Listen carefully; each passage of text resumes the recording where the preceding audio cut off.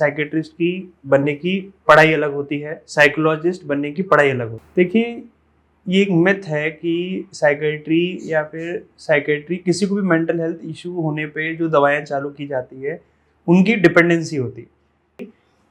कम से कम 30 to 40 minutes की exercise हफ्ते में कम से कम 5 दिन होनी चाहिए। कि बहुत यंग लोग प्रीमेच्योर इजैकुलेशन या फिर इरेक्टाइल डिसफंक्शन की कंप्लेंट के साथ में हमारे पास में आते हैं। साइकोलॉजिस्ट और साइकेट्रिस्ट में क्या डिफरेंस होता है? साइकोलॉजिस्ट और साइकेट्रिस्ट दोनों ही व्यक्ति मानसिक बीमारियों से ग्रसित व्यक्तियों की मदद करते हैं। बेसिक डिफरेंस ये रहता है, एक साइकेट्रिस्ट मेडिसिन या फिर एक फार्माकोथेरेपी प्राइमरी बेसिस होता है ट्रीटमेंट का। साइकोलॉजिस्ट के लिए थेरेपी एक प्राइमरी बेसिस होता है ट्रीटमेंट का। साइकेट्रिस्ट और साइकोलॉजिस्ट दोनों एक ही पर्सन क्यों नहीं होते, अलग अलग क्यों होते हैं? हम देखते हैं हॉस्पिटल्स में जाते हैं तो साइकोलॉजिस्ट अलग होता है, साइकेट्रिस्ट अलग होता है, ऐसा क्यों? ऐसे देखिए, साइकेट्रिस्ट की बनने की पढ़ाई अलग होती है, साइकोलॉजिस्ट बनने की पढ़ाई अलग होती है। अच्छा, पढ़ाई दोनों की पढ़ाई अलग होती है। साइकेट्रिस्ट बनने के लिए आपको MBBS करने के बाद में पोस्ट ग्रेजुएशन करनी रहती है। साइकोलॉजिस्ट बनने के लिए आपको BSc, MSc, PhD वाली पाथ पे आगे बढ़ना रहता है। MPhils करते हैं लोग कई बार ह्यूमन साइकोलॉजी के अंदर, या फिर MSc क्लिनिकल साइकोलॉजी या फिर MPhils इन क्लिनिकल साइकोलॉजी में आगे बढ़ते हैं। तो दोनों कोर्सेस में डिफरेंस रहता है।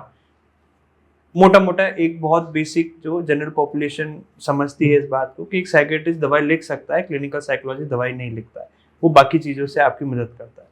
थेरेपीज हो गई, जैसे बिहेवियरल थेरेपी है, कॉग्निटिव बिहेवियरल थेरेपी है, एक्सपोजर प्रिवेंशन थेरेपी है। जो साइकेट्री होती है वो दवाई पे डिपेंडेंसी होती है साइकेट्री की या साइकेट्रिक की? देखिए, ये एक मिथ है कि साइकेट्री या फिर साइकेट्री किसी को भी मेंटल हेल्थ इशू होने पे जो दवाएं चालू की जाती है उनकी डिपेंडेंसी होती है। ऐसा नहीं होता। ऐसा मान लो किसी व्यक्ति को किसी मानसिक रोग से बाहर निकलने में कुछ दवाइयों की अपन हेल्प दे रहे हैं, तो जब तक रिक्वायरमेंट है तब तक ही दवाएं चालू रखी जाती है, या फिर एक प्रिवेंटिव मेजर के तौर पे दवाएं लगातार चालू रखी जा सकती है। लेकिन ऐसा बिल्कुल भी सही नहीं है कि मानसिक रोग के में इस्तेमाल होने वाली दवाइयों की आदत पड़ती है। ये बात बिल्कुल सही है कि कुछ रोगों के अंदर हमें कुछ ऐसी दवाइयाँ लिखनी पड़ती है या फिर लिखते हैं हम लोग। कई बार लोगों को ऐसा लगता है कि मानसिक बीमारी के इलाज में आने वाली सभी दवाइयों से नींद आती है या फिर वो नींद की दवाइयाँ होती है। ऐसा नहीं होता है। किसी व्यक्ति को मान लो कि कुछ इस प्रकार का मानसिक रोग है जिसमें अपने को घबराहट कम करनी है या फिर नींद की विशेष आवश्यकता है, व्यक्ति नींद लेने में असफल महसूस कर रहा है, तो उस समय कुछ समय सीमा के लिए, जैसे कि अधिकतर समय पे 2 या फिर 4 हफ्तों के लिए नींद की दवाइयाँ लिखी जा सकती है और हम आमतौर पर लिखते भी हैं। लेकिन 4 हफ्ते से ज्यादा हम कंटिन्यू नहीं करते हैं आमतौर पर। नींद की दवाई क्यों नहीं कंटिन्यू करनी चाहिए? मतलब क्या उसके साइड इफेक्ट होते हैं, क्या है? आमतौर पर किसी व्यक्ति को नींद में डिस्टर्बेंस महसूस होता है तो एक्यूट रिलीफ के लिए या फिर उस वक्त आराम देने के लिए अपन दवाइयों की आवश्यकता ले सकते हैं। लेकिन लंबे समय में नींद के डिस्टर्बेंस को मैनेज करने के लिए अपन नॉन फार्माकोलॉजिकल मेजर्स जैसे कि स्लीप हाइजीन फॉलो करना है या फिर एक अच्छा स्लीप वेक साइकिल मेंटेन करना है। इस चीज से अपन बिना नींद की दवाइयों के नींद नॉर्मलाइज कर सकते हैं। एक नॉर्मल पर्सन का रूटीन क्या होना चाहिए, डेली लाइफ का रूटीन? देखिए, नॉर्मल व्यक्ति जैसा भी शेड्यूल मेंटेन करना चाहे, 2 चीज़ों का विशेष ध्यान रखना चाहिए। 2 या फिर 3 चीज़ों कहूँगा मैं। एक तो 7 to 8 आवर्स की नींद उनको जरूर विशेष रूप से लेनी है। शरीर रिकवर या फिर माइंड रिकवर सोते समय ही करता है। तो नींद का अपने को प्रॉपर ध्यान रखना है। ऐसा नहीं करना है कि 4 घंटे 5 घंटे 6 घंटे चला के अपन नींद लेके चला पा रहे, वैसा पुश नहीं करना है। एक शेड्यूल मेंटेन करना है जिसमें कि अपने को एक रेगुलर फिजिकल एक्सरसाइज करनी है। रेगुलर फिजिकल एक्सरसाइज के कई सारे मापदंड हैं। अपन आम तौर पे ये मान के चलते हैं कि कम से कम 30 to 40 मिनट्स की एक्सरसाइज हफ्ते में कम से कम 5 दिन होनी चाहिए। अच्छा, ये बात रहेगी अपने को, है ना। तीसरी और बहुत इम्पोर्टेंट चीज़ ये है कि अगर कभी कोई व्यक्ति अपने आप को मानसिक रूप से पीड़ित पाता है या फिर वो इमोशनली परेशान महसूस करता है, तो उस व्यक्ति को एक प्रोफेशनल हेल्प लेने में या फिर अपने फ्रेंड्स के साथ में इस चीज़ को डिस्कस करने के लिए हिचकना नहीं चाहिए। तो इन 3 चीज़ों का अगर अपन विशेष ध्यान रखते हैं तो अपनी एक अच्छी मेंटल हेल्थ अपन कंटिन्यू कर पाएंगे।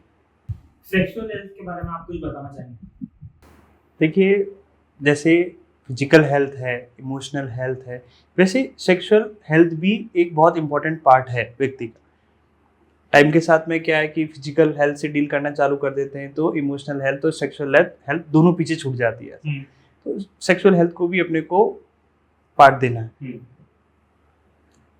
एक सेक्सुअल हेल्थ के रिगार्ड में जो हम आमतौर पे समस्याएं क्लिनिकल सेटिंग के अंदर देखते हैं उनके बारे में थोड़ा सा आपको बताना चाहूँगा।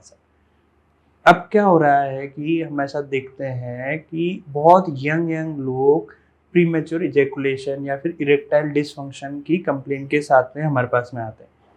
तो आमतौर पे आ सकते हैं, ऐसी कोई समस्या वाली बात नहीं, लेकिन जब उनसे हम थोड़ा इनिशियल बात करना चालू करते हैं तो कई लोग अपना एक्सपीरियंस बताते हैं कि वह किसी डॉक्टर से मिलने से काफ़ी पहले से कुछ ना कुछ दवाइयाँ डायरेक्ट शॉप से लेके कंज्यूम कर रहे हैं। कई लोग ऐसा भी बताते हैं वो बिना पूछे कर रहे हैं, बिना पूछे या फिर बिना किसी सलाह मशवरे के। बिना किसी सलाह मशवरे के। हाँ। इसमें कई लोग अपना ऐसा भी एक्सपीरियंस बताते हैं कि शुरुआत में हम 1 गोली लिया करते थे, फिर 2 गोली लेना चालू किया, फिर उससे बढ़ाते भी गए और अब दवाइयों का असर नहीं आता। तो हम थोड़ा सा और इवोल्यूट करते हैं, प्रॉब्लम के बारे में समझते हैं, तो ये हाईलाइट आखिरी निष्कर्ष निकलता है कि इस तरीके की कोई समस्या ही नहीं है जिसको कि किसी प्रकार की दवाइयों की आवश्यकता पड़े। हाँ। तो कहीं ना कहीं कुछ इस तरीके की दवाइयाँ लेना चालू कर देते हैं जो कि डायरेक्टली इनडायरेक्टली नई बीमारी पैदा करने लग जाती है। मतलब वो कंज्यूम करने से एक और नई बीमारी हो जाती है। हाँ, जहाँ ओरिजिनली जो बीमारी ठीक करने के लिए ले रहे थे जो वो तो ठीक होती नहीं है, वो दूसरी हो जाती हाँ। नहीं, जिसमें पहली जो बीमारी थी या फिर जो ओरिजिनल लक्षण थे उनको दवाइयों की आवश्यकता नहीं थी। हाँ। अधिकतर केसेस में ऐसा देखने को मिलता है यंग पॉपुलेशन के अंदर। थोड़ा एक्सपीरियंस नॉर्मलाइज कराना रहता है, चीज़ों के बारे में बहुत बेसिक साइको एजुकेट करना रहता है, बहुत बेसिक एनाटमी या फिर शरीर के अंगों के बारे में जानकारी देनी होती। जहाँ पे इन चीज़ों से काम हो सकता था वहाँ पे व्यक्ति एक गलत सलाह से या फिर एक हिचक या फिर स्टिग्मा कह लो, उसके कारण सीधे डायरेक्ट शॉप से जाके कुछ दवाइयाँ कंज्यूम करना चालू करते हैं। इसका शरीर और मानसिक दोनों की हेल्थ पे बहुत ज़्यादा फर्क नुकसान होता है इसमें।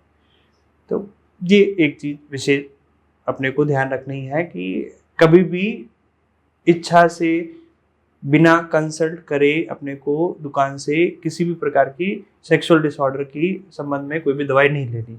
दोस्तों, ये था हमारा आज का पॉडकास्ट, आज का हमारा एपिसोड डॉक्टर आकाश परियार के साथ। बहुत सारी बातें हमने आज की, बहुत सारी नॉलेज गेन करी, हैप्पीनेस के बारे में समझा, लोगों को अपनी लाइफ में कैसे खुश रहना चाहिए, डिप्रेशन कम से कम हो वो भी हमने आज समझा, मेंटल हेल्थ को हमें कैसे ठीक रखना चाहिए, बहुत सारी बातें हमने आज की। तो बहुत अच्छा लगा सर आप आए हमारे इस एपिसोड में, बहुत सारी नॉलेज गेन करी मैंने तो आपसे बहुत सारी नॉलेज गेन करी है, पब्लिक ने भी करी होगी। दोस्तों, अगर आपने भी कुछ नॉलेज गेन करी है तो वीडियो को लाइक करें, शेयर करें, चैनल को सब्सक्राइब करना ना भूलें। Thank you so much.